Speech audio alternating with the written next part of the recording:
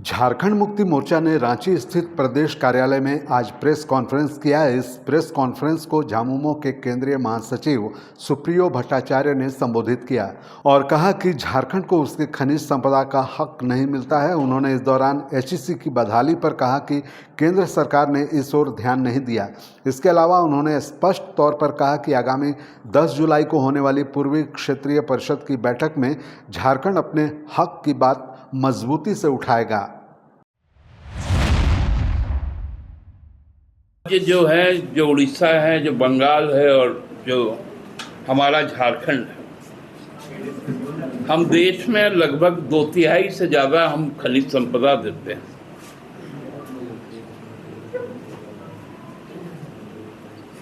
लेकिन इस राज्य का जो विकास का पैमाना रहा है, वो विकास का पैमाना उस हद तक नहीं हुआ है जिस हद तक ये होना चाहिए था। और विगत 10 वर्षों में तो इन इलाकों में, हमारे जो पूर्वोत्तर क्षेत्र में,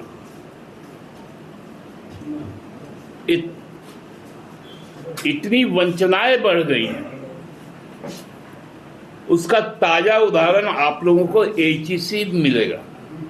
हेवी इंजीनियरिंग कॉरपोरेशन, जो एक वक्त में मदर ऑफ इंडस्ट्रीज कहा जाता था, इन 11 वर्षों में 2014 के बाद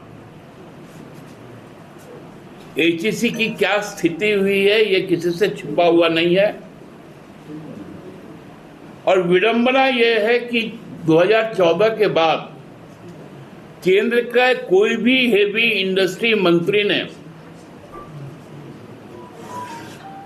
जिसको हम कहते हैं भारी उद्योग मंत्रालय का, कोई भी दायित्व प्राप्त मंत्री यहां का दौरा नहीं किए। मुजफ्फरपुर में प्रधानमंत्री स्वास्थ्य योजना के तहत करीब 30 करोड़ की लागत से बने सदर अस्पताल में चोरी की घटना सामने आई है। बता दें कि अस्पताल के शुरू होते ही लगभग 1 दर्जन बाथरूम से स्टील के नल और 2 बाथरूम लाइटें चोरी हो गईं। ये घटना तब हुई जब अस्पताल में 24 घंटे सुरक्षा व्यवस्था मौजूद है। सदर अस्पताल अधीक्षक डॉक्टर BS झा ने चोरी से इनकार करते हुए कहा कि नल किसी सफाई कर्मी या समेकियर द्वारा खोले गए होंगे। उन्होंने प्रबंधक को वैकल्पिक व्यवस्था करने और नुकसान की भरपाई सफाई एजेंसी से करने का निर्देश दिया है। साथ ही पानी की बर्बादी रोकने के लिए भी सख्त निर्देश दिए गए हैं। आगामी 11 जुलाई से देवघर के बाबा धाम में श्रावणी मेला शुरू होने जा रहा है। महीने भर चलने वाले इस धार्मिक महोत्सव में झारखंड के अलावा देश विदेश से शिव भक्त बाबा धाम में जल चढ़ाने आते हैं और बाबा से अपनी मनोकामना मांगते हैं। ऐसे में यहाँ हर रोज़ लाखों कांवरिया बाबा का दर्शन करने के लिए पहुँचते हैं। इस दौरान बाबा धाम मंदिर में VIP प्रवेश और शीघ्र दर्शनम की सुविधा से यहाँ आने वाले आम श्रद्धालुओं को काफ़ी परेशानी होती है।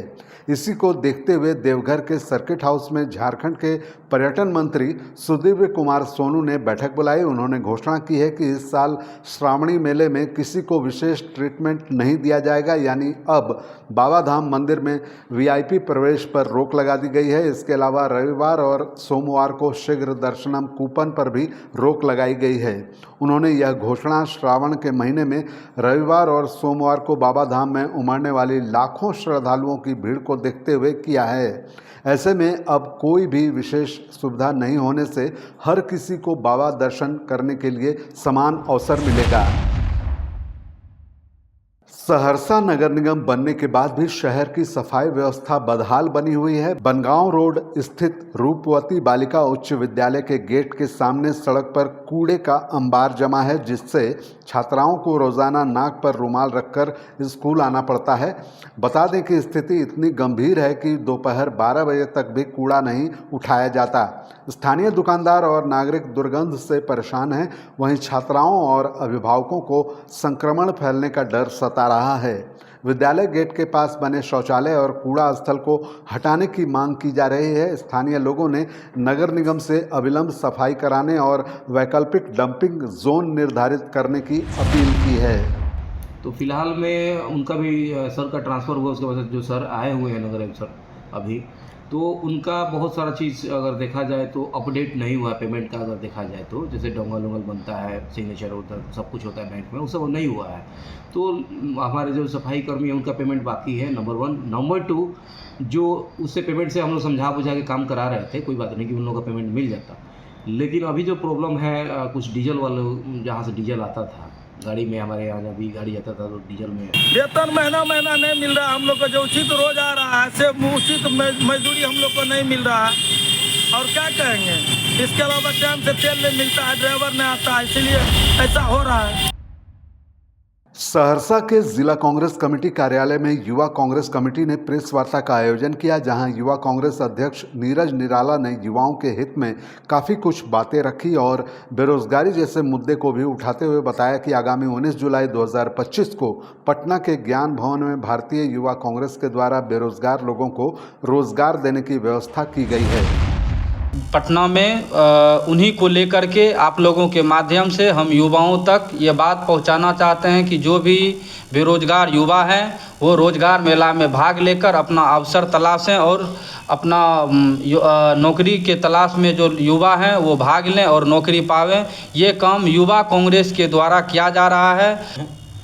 जब से ये सरकार बनी है भाजपा की, एनडीए गठबंधन की, तब से बेरोजगारी बेतहाशा बढ़ी है और बेरोजगार इतना खफा है एनडीए गवर्नमेंट, नीतीश बाबू की गवर्नमेंट से, कि इसके चक्कर में भाजपा डरी हुई है, जिसकी वजह से प्रवासियों का, नौजवानों का वोट काटने के लिए मतदाता गहन पुनरीक्षण कार्यक्रम चुनाव आयोग के माध्यम से चला रही है। वह एक साजिश है जिसके तहत बिहार के तमाम वंचित, शोषित मजदूर और नौजवानों का वोट कहीं न कहीं साजिश के तहत काट दिया जाएगा। झारखंड में भाषा विवाद थमने का नाम नहीं ले रहा है। हो भाषा को 8वीं अनुसूची में शामिल करने की मांग उठ रही है। पूर्व सीएम मधुकोड़ा के नेतृत्व में एक प्रतिनिधिमंडल ने राज्यपाल से मुलाकात की और उन्हें अपनी मांग से अवगत कराया। उनसे बात की हमारी संवाददाता ने। नमस्कार, मैं नेहा स्वागत करती हूँ आपका आइडियल एक्सप्रेस में और इस वक्त मैं मौजूद हूँ राजभवन के स्थित, जहाँ हमारे साथ पूर्व मुख्यमंत्री मधुकोड़ा जी जुड़ चुके हैं। हम उनसे बात करेंगे। सर, क्या कुछ करेंगे? लगातार भाषा जो है विवादों में चल रहा है और इसे लेकर के लगातार कई बार मुद्दे भी बने हैं। सरकार, हेमंत सरकार कोई निर्णय नहीं ले पा रही है। भाषाई मुद्दा एक बहुत ज्वलंत हो गया अभी। जब झारखंड के भाषा को जब इज्जत सम्मान नहीं मिलेगा, झारखंड के भाषा को ही यहाँ पर अगर उसके अस्तित्व को, खतरे को सुरक्षा के लिए सरकार जब नहीं काम करेगी तो ऐसे विवाद बढ़ते जाएगा। सरकार नहीं चाहती है कि भाषाई समस्या समाधान हो। यही वजह है कि आज सभी जगह में भाषाई का इस प्रकार का मामला आज उठ रहा है, सामने लाया जा रहा है। आज लोग आंदोलन कर रहे हैं, धरना प्रदर्शन कर रहे हैं अपनी मांगों को लेकर के, जबकि झारखंड ही बना ही है झारखंडियों का, ये कि झारखंडियों का ही यह सोच और विचार के आधार पर ही ये झारखंडी बना है। जिस तरह से आपने कहा कि झारखंड बना ही है आदिवासियों के लिए, लोगों के लिए, उनके हित के लिए, तो फिर क्या कुछ कहेंगे? झारखंड के मुख्यमंत्री भी तो एक आदिवासी है, फिर क्यों इस पर वो गौर नहीं करते? यही बड़ी दुर्भाग्य है कि हम अपने झारखंड के मुख्यमंत्री झारखंड के क्षेत्रीय भाषा, जनजातीय भाषा, आज आंदोलन के लिए तो यह परेशान है, आंदोलन के लिए मजबूर है। इसी के लिए आज महामहिम राज्यपाल जी को, जो कोल्हान के हो भाषा के लोग हैं, जो भाषा बोलने वाले लोग हैं, उनको यहाँ पर नौकरी पेशा में, कामकाज में और इस जगह पर जो सरकारी दफ्तरों में जो भाषाई उसका उपयोग के लिए यह मांग हमेशा से वो करते रहे, लेकिन कभी भी इस पर विचार नहीं किया। जबकि आदिवासी हो सब भाषा ये द्वितीय राजभाषा के रूप में यहाँ पर नोटिफाइड है, अधिसूचित है। उसके बाद भी आज ना टीचर बहाली हो रही है, यहाँ ना नौकरी में उसको दिया जा रहा है। आज कोल्हान में केवल 3 जिले में इसको रखा गया है, जबकि ये रांची, खूंटी, रामगढ़, दुमका, इस जगह पर, इस हजारीबाग, इस जिलों में भी पहले हो भाषा को वहाँ पर इसको नोटिफाई किया गया था। वहाँ के बच्चे लोगों को उसका अवसर मिलता था, लाभ मिलता था, लेकिन इस जानबूझ करके इस चीज को दरकिनार किया गया है। वो इसी का भाषा के विरोध वहाँ के कोल्हान निवासियों, जो आदिवासी भाषाई लोग हैं, उसका विरोध कर रहे हैं और महामहिम जी को अपना अर्ज लेकर के आज यहाँ पर अपना निवेदन, आवेदन दिए हैं ताकि इसका समाधान हो सके। कितना भरोसा जताया है उन्होंने? भरोसा है महामहिम जी से, चूंकि हमारे 5th शेड्यूल एरिया के जो जनजातीय भाषा है, विशेषकर महामहिम में उनका मालिक होता है, उसके कस्टोडियन होते हैं। तो स्वाभाविक रूप से इस नाते आज महामहिम जी को प्रज्ञापन दिया गया है और उम्मीद पर ही दुनिया टिकी हुई है, इसलिए वहाँ पर आवेदन दिया गया है, समाधान होने की उम्मीद है। वो भाषा के साथ साथ कौन कौन सी भाषा है?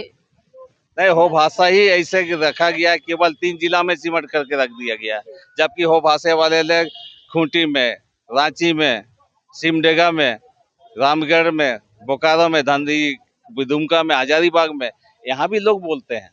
लेकिन उस जिले में लोगों को उस जिले में सरकार द्वारा नोटिफाई नहीं किया गया है। तो यहाँ पे सरासर आप मुख्यमंत्री हेमंत सोरेन की ही लापरवाही देखते हैं? नहीं, बिल्कुल है जी। हेमंत सोरेन चूंकि राज्य के मुख्यमंत्री हैं, उनका उनका कार्य क्षेत्र में आता है, राज्य के मुख्यमंत्री होने के नाते वो जिम्मेवार है, पूरे राज्य के प्रति, जनता के प्रति जिम्मेवार है, तो उन्हीं को ही बोला जाएगा, उन्हीं को ही ये जिम्मेदारी दिया जा सकता है। इस पर तो वो भाषा लागू होना चाहिए, ये आप? हो भाषा बाकी जिलों में जो मांग किया गया है, आदिवासी हो समाज युवा महासभा की ओर से उसको मांग किया गया है कि बाकी जिलों में भी जहाँ जहाँ भाषा बोले जाते हैं, वहाँ पर इस हो भाषा को भी वहाँ पर नोटिफाई किया जाए, ताकि टेट की परीक्षा हो, भाषा में जो किसी भी नियुक्ति में भाषा जो एक आधार है, जी। उसका लाभ वहाँ पर उन लोगों को भी अवसर मिले।